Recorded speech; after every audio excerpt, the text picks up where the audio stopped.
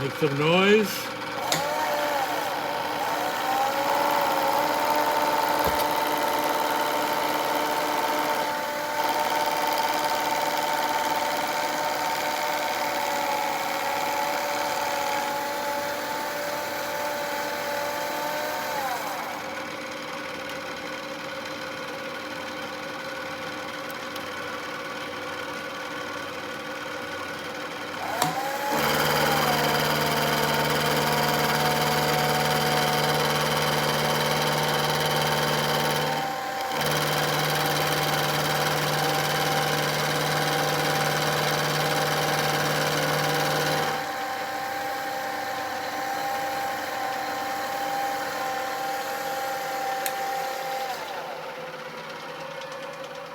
So the process of dovetailing the bolsters is exactly the same that I would use for dovetailing the scale material.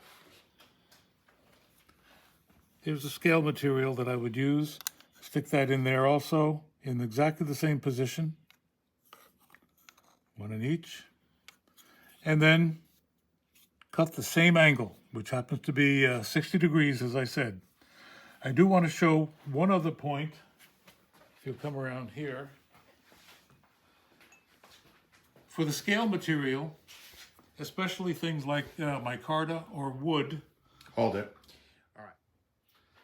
So when I'm dovetailing scale material such as micarta or wood, which can shred very easily if I were to use the 4-flute carbide cutter, I like to use a rotary file, also known as a burr. And this is an end cutting burr, carbide. And that prevents the wood from shredding and splintering. And if you haven't got a setup such as my fixture to hold the material at 60 degrees, there is another way of doing it if you have a milling machine, and that is with again, carbide cutter,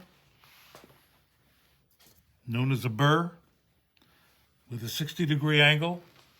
You could use 45 degrees also, but I like 60 degrees. And basically, you just set up in the mill on your tooling plate, and you could cut both the scales and the bolster using this type of rotary file. And if you can see close up, this is how it looks dovetailed with the scale material and the bolster.